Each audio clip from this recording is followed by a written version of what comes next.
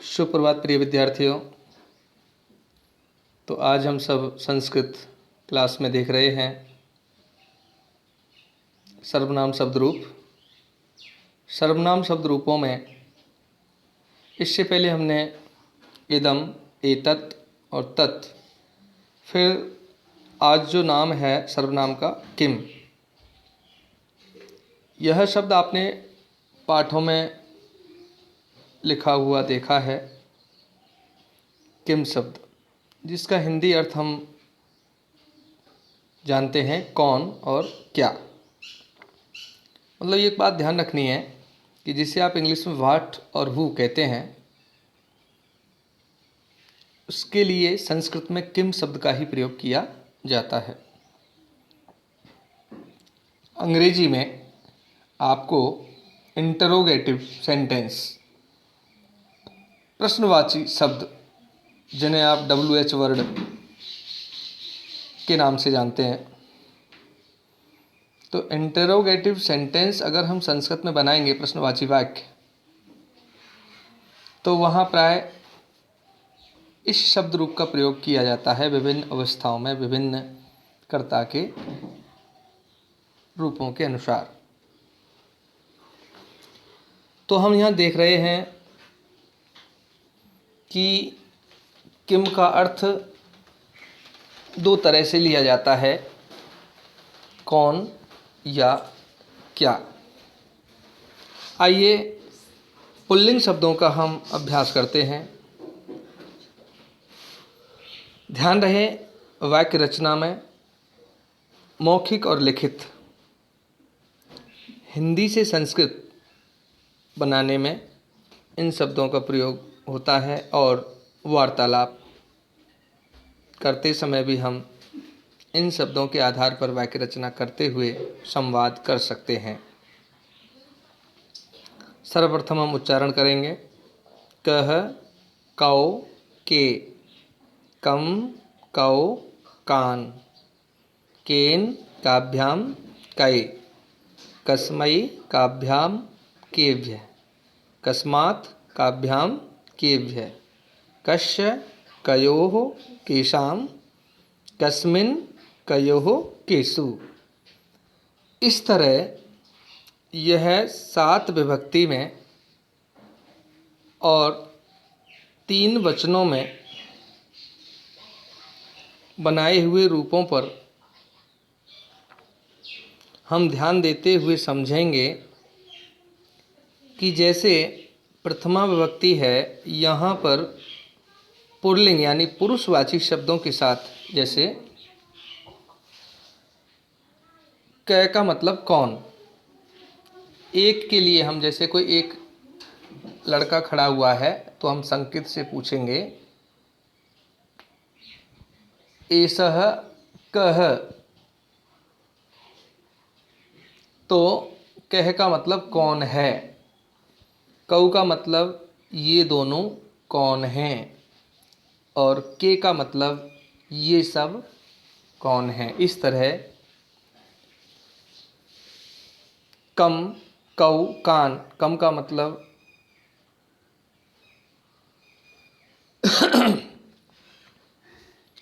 द्वितीय विभक्ति में कौन को, कौ का मतलब कौन दो को, और कान का मतलब कौन सब को।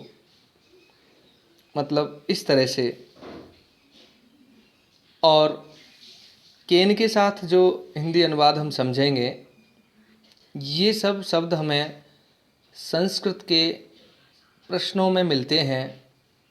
अभ्यास कार्य में जो प्रश्न दिए जाते हैं वहाँ इनका प्रयोग होता है, और उत्तर देने में हम ध्यान रखते हैं कि इनके ही रूपों के आधार पर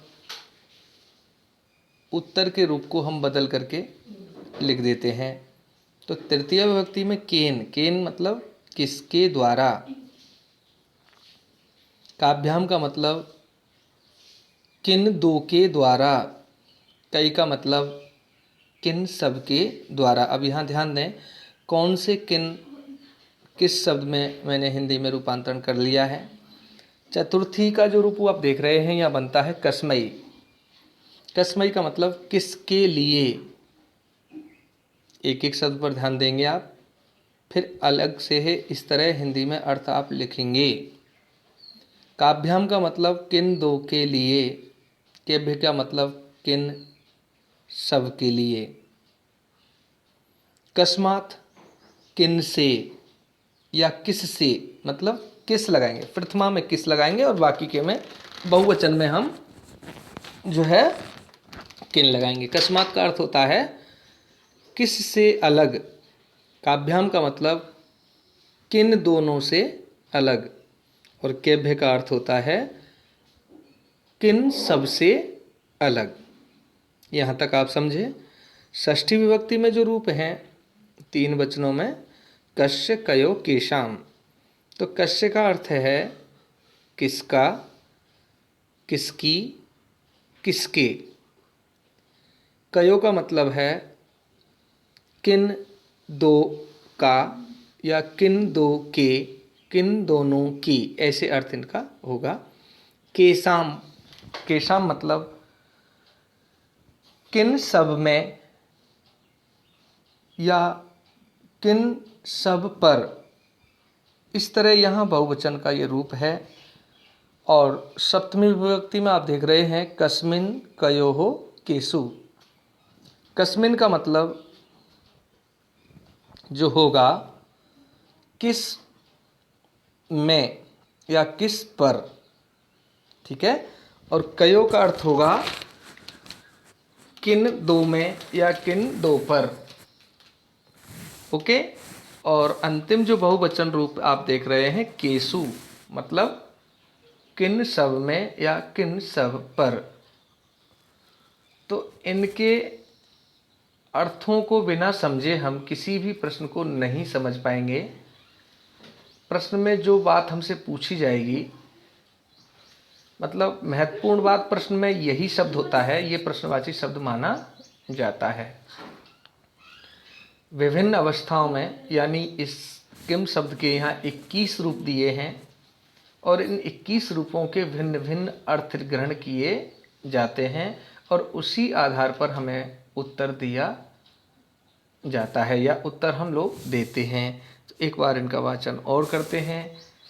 कह कौ के प्रथमा, कम कौ कान द्वितीया, केन काभ्याम कई तृतीया, कस्मै काभ्याम केभ्य चतुर्थी, कस्मात् काभ्याम केभ्य पंचमी, कस्य कयोः केशाम षष्ठी, कस्मिन् कयोः केषु सप्तमी। इस तरह यहाँ किम सर्वनाम शब्द के पुल्लिंग रूपों का आप उच्चारण करेंगे और लिखित रूप में अर्थ सहित अभ्यास करेंगे। अब देखते हैं 27वें नंबर पर आप देख रहे हैं शब्द किम है और रूप स्त्रीलिंग में किस तरह से बदलाव आता है। एक बार वाचन करते हैं, पढ़ते हैं। का के काह, काम के काह, कया काभ्याम काभिः, कस्यै काभ्याम काभ्य, कस्या काभ्याम काभ्य, कस्याः कयोः काशाम, कस्याम कयोः कासु। ऊपर जो रूप थे वो पुल्लिंग के लिए रहे थे, उन सभी के उत्तरों में पुल्लिंग शब्द आते हैं और इन सभी के उत्तरों में स्त्रीलिंग शब्द आएंगे, क्योंकि ये स्त्रीलिंग की जानकारी देते हैं, जानकारी पूछते हैं। मतलब इनके उत्तर में स्त्रीलिंग ही जवाब आएगा और उनके उत्तर में पुल्लिंग ही चीज़ों का जवाब दिया जाएगा।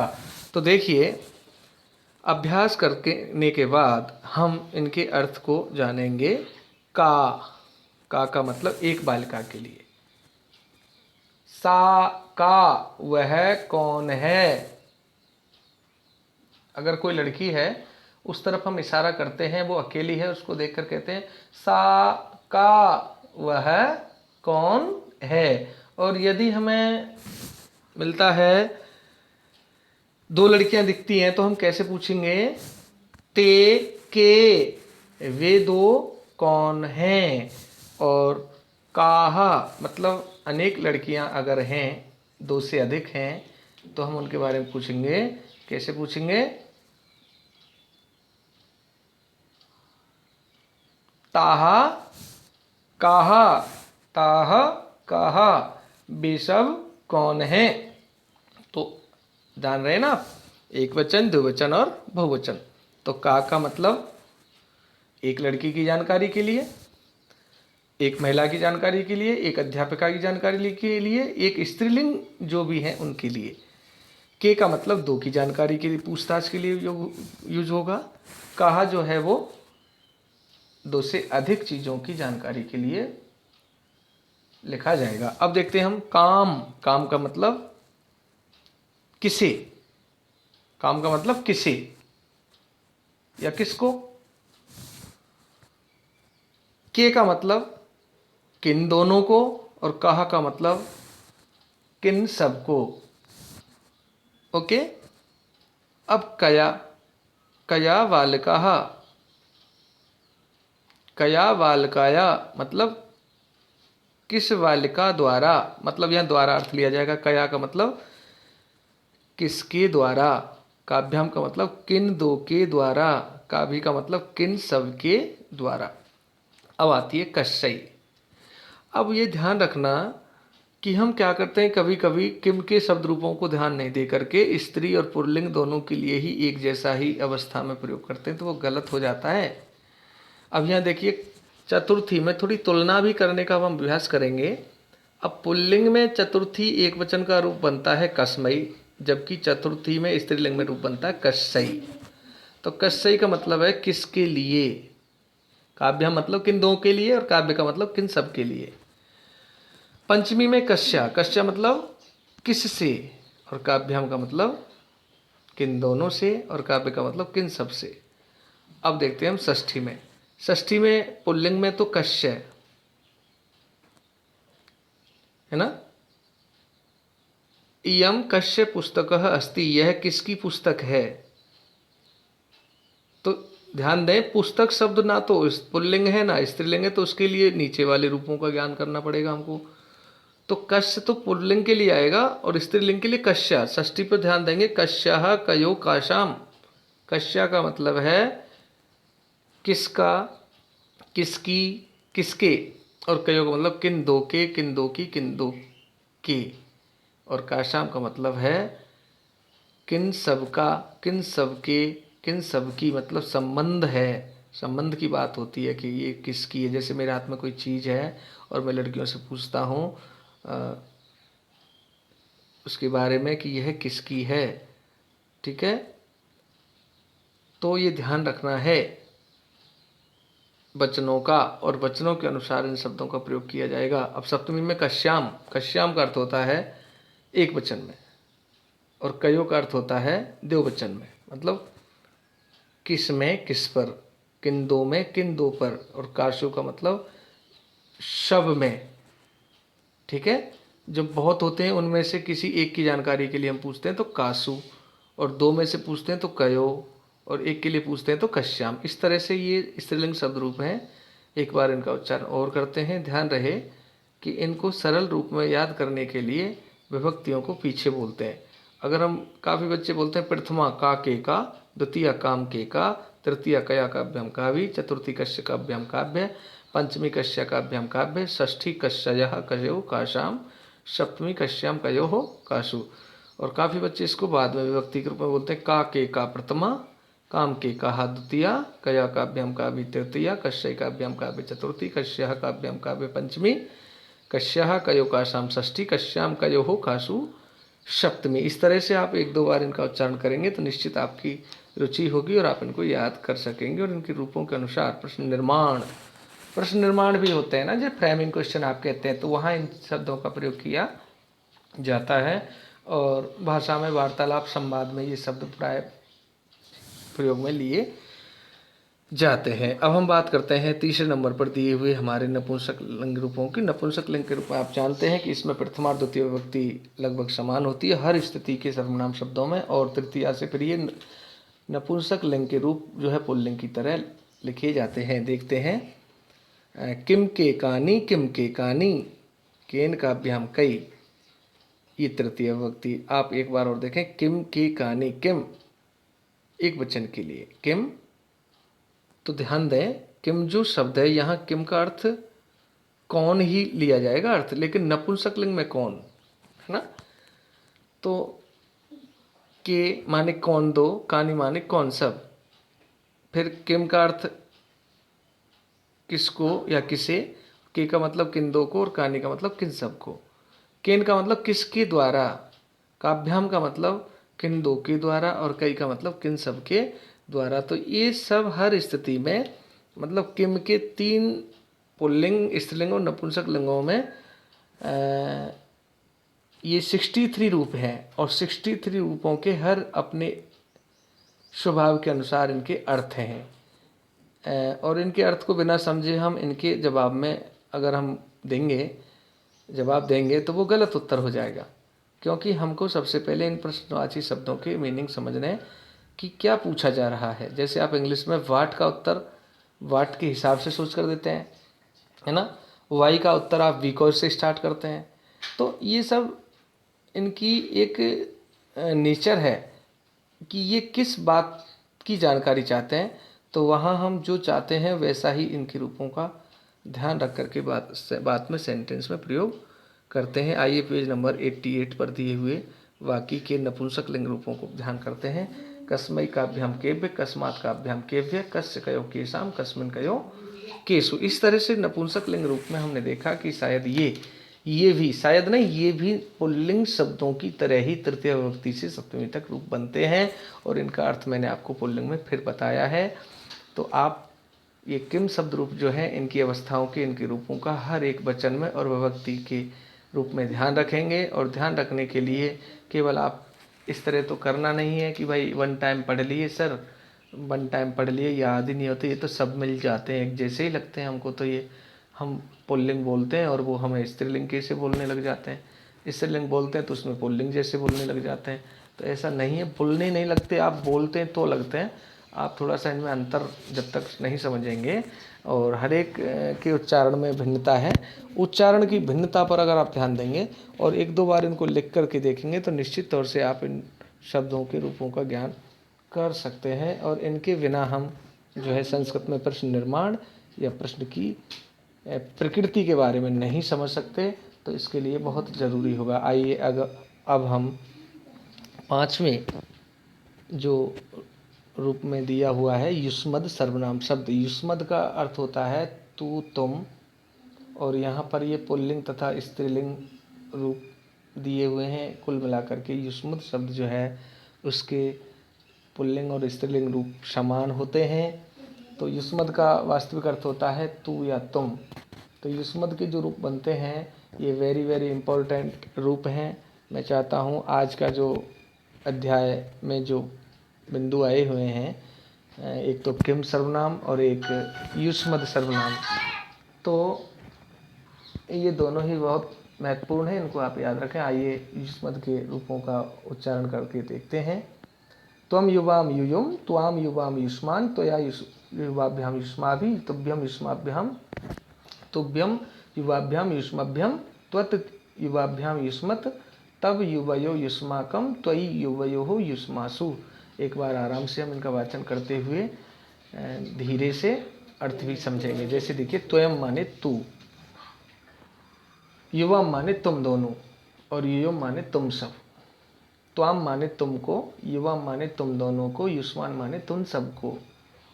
त्वया का मतलब तुमसे, युवाभ्याम का मतलब तुम दोनों से, और युष्माभि का मतलब तुम सब द्वारा, या द्वारा अर्थ ले सकते हैं या से अर्थ ले सकते हैं, क्योंकि करण कारक होता है जी। प्रथमा कर्म कारक होता है, द्वितीय कर्म कारक होता है, यानी ये कर्म को वाक्य में कर्म की पहचान के लिए हम इन प्रश्नों से पूछताछ करेंगे तो हमें कर्म की जानकारी मिलेगी। तृतीया वाले जो रूप हैं इनका हम यूज करते हैं तो इससे हमें क्रिया के होने वाले साधन का ज्ञान प्राप्त होता है। और जैसे त्वया मतलब तुम द्वारा, है ना, किसके द्वारा, तुम द्वारा, तो मतलब त्वया या तुम्हारे द्वारा। युवाभ्याम तुम दोनों के द्वारा, युष्माभिमान तुम सबके द्वारा।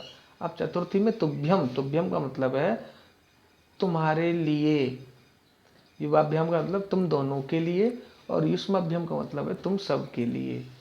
ओके, इसलिए यहाँ चतुर्थी में के लिए अर्थ लिया जाएगा, क्योंकि चतुर्थी संप्रदान कारक में तो ये ध्यान रखना। पंचमी विभक्ति अपादान कारक में होती है, तो अपादान के विभक्ति रूपों का ज्ञान करते हुए बोलेंगे। त्वत माने तुमसे अलग, युवाभ्याम मतलब तुम दोनों से अलग, युष्मत का मतलब तुम सबसे अलग। आइए षष्ठी के रूपों का ज्ञान करते हैं। तब, तब का मतलब यहाँ काकी के अर्थ लेंगे, क्योंकि षष्ठी में जो है संबंध कारक होता है, तो संबंधे षष्ठी, संबंध कारक में षष्ठी विभक्ति होती है। तो मैं आपसे परीक्षा में पूछूंगा कि भाई कर्म कारक में कौन सी होती है, करण कारक में, संप्रदान में, अपादान में, संबंध में। तो संबंध, तब, तब का मतलब क्या बोलेंगे काकी के हिसाब से है? तुम्हारा, तुम्हारा से ही आ जाएगा ना संबंध, तो है ना। और युवयो का मतलब तुम दोनों का, और युष्माकम का मतलब तुम सबका, तुम सबकी, तुम सबके, इस तरह से। तब माने तुम्हारा अर्थ हो ले सकते हैं, है ना। सप्तमी त्वयि, त्वयि का मतलब तुम में या तुम पर, युवयो मतलब तुम दोनों में या तुम पर, और युष्मासु का मतलब है तुम सब में या तुम सब पर। इस प्रकार इनके शुद्ध उच्चारण का एक बार अभ्यास कर लें फिर से। त्वयम, युवाम, यूयम प्रथमा, ये मध्यम पुरुष के रूप होते हैं, मध्यम पुरुष कर्ता माने जाते हैं ये, और इनके रूप पुल्लिंग और स्त्रीलिंग में समान होते हैं। त्वयाम युवाम युष्मान द्वितीया, त्वया युवाभ्याम युष्माभिः तृतीया, तुभ्यम युवाभ्याम युष्मभ्यम चतुर्थी, त्वत् युवाभ्याम युष्मत् पंचमी, तब युवयोः युष्माकं षष्ठी, त्वयि युवयो युष्मासु सप्तमी। इस तरह से ये 7 विभक्तियों में 3 वचनों में रूप दिए हुए हैं। और आज का अंतिम सर्वनाम शब्द है अस्मद। अस्मद का अर्थ होता है मैं या हम, और इसके भी पुल्लिंग और स्त्रीलिंग रूप समान होते हैं, और यह जो है उत्तम पुरुष के कर्ता माने जाते हैं। तो ध्यान देंगे, देखिए इनका सबसे प्रथम हम उच्चारण करते हैं। अहम, आवाम, वयम प्रथमा, माम, आवाम, अस्मान द्वितीया, मया, आभ्याम, अस्माभि तृतीया, मह्यम, आवाभ्याम, अस्मभ्यम चतुर्थी, मत, आवाभ्याम, अस्मत् पंचमी, मम, आवयोः, अस्माकं षष्ठी, मयि, आवयो, अस्मासु सप्तमी। ये उत्तम पुरुष के कर्ता हैं, और इनके हम विभिन्न रूपों के अनुसार अर्थ जो समझेंगे। अहम का मतलब मैं, आवाम का मतलब हम दोनों, और वयम का मतलब हम सब। माम का मतलब मुझे या मुझको, आवाम का मतलब हम दोनों को, अस्मान का मतलब हम सबको, मया का मतलब मेरे द्वारा, आवाभ्याम का मतलब हम दोनों के द्वारा, अस्माभिः का मतलब हम सबके द्वारा, मह्यम का मतलब मेरे लिए, आवाभ्याम मतलब हम दोनों के लिए, और अस्मभ्यम का मतलब हम सब के लिए। पंचमी मत का मतलब मुझसे, आभ्याम मतलब हम दोनों से, अस्मत् मतलब हम सब से। षष्ठी में संबंध कारक होता है, तो मम, मम का मतलब मेरा, मम का मतलब मेरा, आवयो माने हम दोनों का, अस्माकम माने हमारा। ध्यान दें, मेरा, हम दोनों का, हमारा। मई का मतलब मुझ में, आवयो का मतलब हम दोनों में, और अस्मासु का मतलब हम सब में। इस प्रकार से प्रिय छात्रों, आज हमने किम सर्वनाम शब्द और युष्मद और अस्मद के रूपों का अध्ययन किया है। और किम के तीनों लिंगों में अलग अलग रूप हैं, जबकि युष्मद और अस्मद में समान रूप होते हैं। और युष्मद और अस्मद शब्द रूप नपुंसकलिंग में नहीं होते, अपितु पुल्लिंग और स्त्रीलिंग में ही होते हैं, क्योंकि ये प्राय प्राणी से संबंधित कर्ता माने गए हैं। तो युष्मद जो है वो मध्यम पुरुष कर्ता होते हैं, और अस्मद के जो रूप हैं वो उत्तम पुरुष के कर्ता माने जाते हैं। तो आज आप इनका वाचन करें और लिखने का अभ्यास करें, बहुत ही महत्वपूर्ण है ये निबंध लिखने में, संस्कृत वार्तालाप में, संस्कृत प्रश्नों के उत्तर देने की समझ में, प्रश्नों की रूपरेखा को समझने में, इन सभी शब्दों का प्रयोग हम समझते हैं। इसके अलावा ये जो प्रोनाउन शब्द हैं युष्मद और अस्मद, इनके रूपों का भी सप्तमी विभक्ति तक आप अभ्यास कर ज्ञान करें। और इनका ध्यान ज़रूरी करना इसलिए है क्योंकि इनके अलावा अगर हम इनको छोड़ करके चाहते हैं कि फिर हमें संस्कृत जो वाक्य रचना आएगी, आपके प्रश्न पत्र में कम से कम 5 वाक्य ऐसे हम हिंदी से संस्कृत में अनुवाद करने के लिए देंगे, तो वहाँ अगर आपको सर्वनाम शब्द नहीं याद हैं तो भला आप कैसे उनका अनुवाद कर सकेंगे। इसलिए अनुवाद कार्य के लिए, ट्रांसलेशन के लिए जो है इन अवस्थाओं का ज्ञान करना जरूरी है। तो आज के होमवर्क में आप मौखिक और लिखित रूप में इन किम और युष्मद और अस्मद रूपों की जो है जानकारी समझते हुए हमें लिखित और मौखिक रूप में अर्थ सहित लिखने का प्रयास करें। एक कल के होमवर्क में मैंने देखा था, शुभम कुमार जी कुछ नाम है और एक दो बच्चे अच्छे हैं जो अर्थ सहित अवस्थाओं को लिख रहे हैं। लेखन से हमारी संस्कृत की जो है एक तो शब्द भंडार में वृद्धि होती है, प्लस संस्कृत लिखने का अभ्यास भी होता है। इसके अलावा उच्चारण भी हम करते हैं, तो काफ़ी फ़ायदे हैं। और यदि हम केवल हमारी क्लास अटेंड करें और छोड़ दें तो केवल छोड़ देने से ये चीज़ें हमारे पास कभी नहीं हो सकेंगी। इसलिए आप इनका अभ्यास करें, निरंतर अभ्यास ही आपको इन सब के बारे में सरलता प्रदान कर सकता है, अन्यथा बिल्कुल नहीं हो सकेगा। आज इतना ही, धन्यवाद।